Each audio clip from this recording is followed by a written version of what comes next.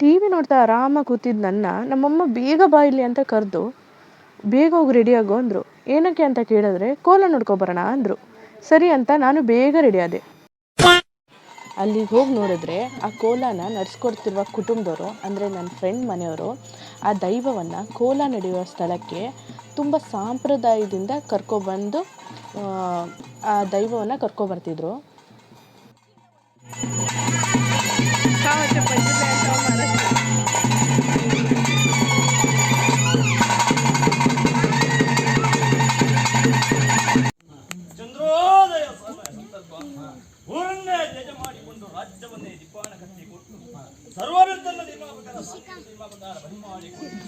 ನೀವೀಗ ಅಷ್ಟೇ ನೋಡಿರ್ಬೋದು, ಆ ದೈವ ಅವರ ಕುಟುಂಬಕ್ಕೆ ಒಂದಿಷ್ಟು ನುಡಿಗಳನ್ನು ಹೇಳ್ತಿತ್ತು. ಅದು ನನಗೆ ಅರ್ಥ ಆಗಿಲ್ಲ, ಯಾಕಂದರೆ ಅದು ಕರಾವಳಿ ಸೈಡಿನ ಭಾಷೆ, ಅದು ತುಳು ಭಾಷೆ ಆದ್ದರಿಂದ ನಮಗೆ ಯಾರಿಗೂ ಅರ್ಥ ಆಗಿಲ್ಲ.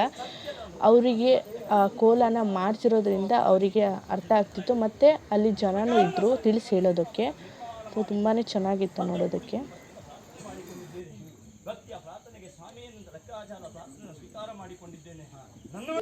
ಒಂದು ಕಡೆ ದೈವದ ನುಡಿ ಒಂದಾದರೆ, ಇನ್ನೊಂದು ಕಡೆ ಪಂಜುರ್ಲಿ ದೈವದ ವೇಷ ಹಾಕೋರು ಸ್ವತಃ ಅವರೇ ಅಲಂಕಾರ ಮಾಡ್ಕೊತಿದ್ರು. ಅದು ನೋಡೋಕೆ ಎಷ್ಟು ಚೆನ್ನಾಗಿತ್ತು ಅಂದರೆ ಅಷ್ಟು ಚೆನ್ನಾಗಿತ್ತು.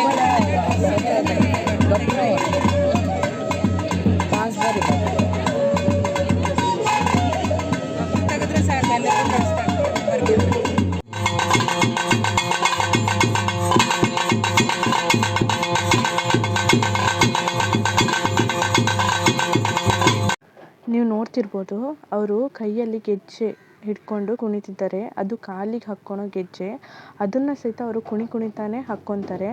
ಮತ್ತು ಸೊಂಟಕ್ಕೆ ಕಟ್ಟೋ ಗರಿಗಳನ್ನ ಸಹಿತ ಅವರು ಕುಣಿತಾನೆ ಹಾಕ್ಕೊತಾರೆ. ನಮ್ಮ ಕಡೆ ಸೈಡ್ಗಳಲ್ಲೆಲ್ಲ ಮೊದಲು ಅಲಂಕಾರ, ತದನಂತರ ಈ ಥರ ಕಾರ್ಯಕ್ರಮ, ದೈವದ ಕಾರ್ಯಕ್ರಮ ಇರುತ್ತೆ. ಆದರೆ ಕರಾವಳಿ ಸೈಡ್ನಲ್ಲಿ ಇಷ್ಟು ಅದ್ಭುತ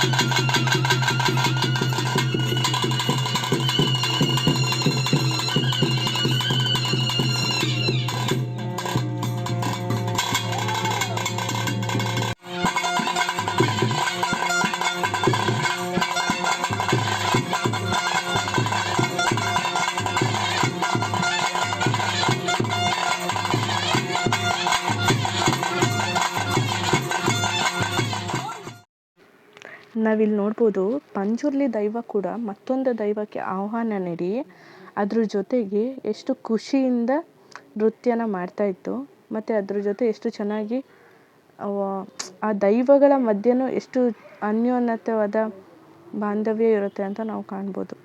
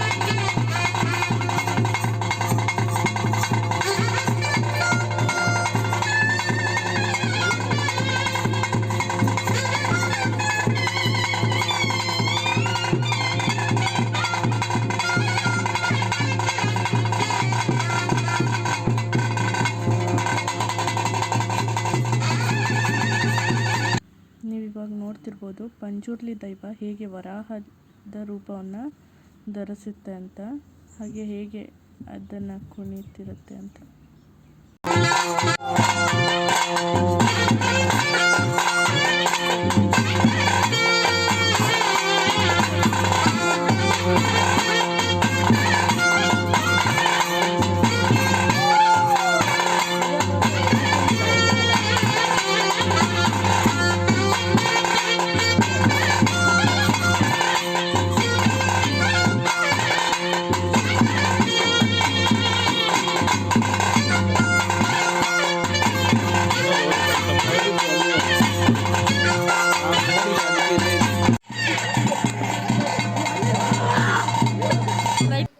ಇದು ಗುಳಿಗ ದೈವ ಬರ್ತಿರೋದು.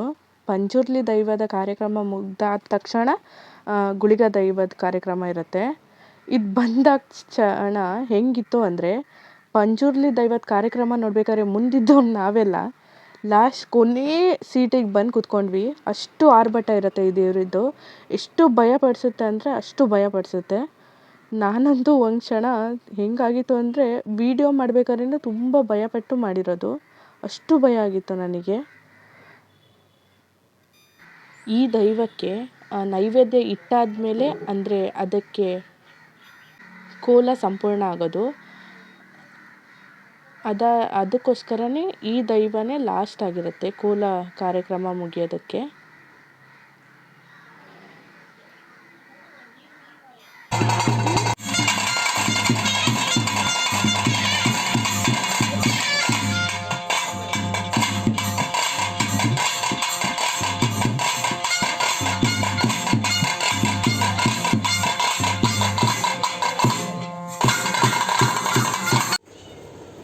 ಸೊ ಈ ವಿಡಿಯೋನ ಎಂಡ್ ಮಾಡೋಕ್ಕೂ ಆಗಿಲ್ಲ, ಯಾಕಂದರೆ ನಾನು ಮನೆಗೆ ಬಂದಿದ್ದು ಬೆಳಗಿನ ಜಾವ 4:15.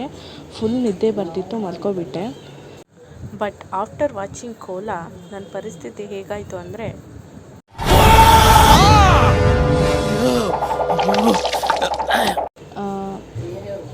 ಈ ವಿಡಿಯೋದಲ್ಲಿ ಏನಾದರೂ ತಪ್ಪಾಗಿದ್ದರೆ ಕ್ಷಮೆ ಇರಲಿ. ಯಾಕಂದರೆ ನಾನು ಇದನ್ನು ನೋಡಿರೋದು ಮೊದಲನೇ ಸಲ ಮತ್ತು ಇದು ಕರಾವಳಿ ಜನರ ಆಚರಣೆ ಆಗಿರೋದ್ರಿಂದ ನನಗೆ ಅದ್ರ ಬಗ್ಗೆ ಹೆಚ್ಚಾಗಿ ಮಾಹಿತಿ ಇರಲಿಲ್ಲ.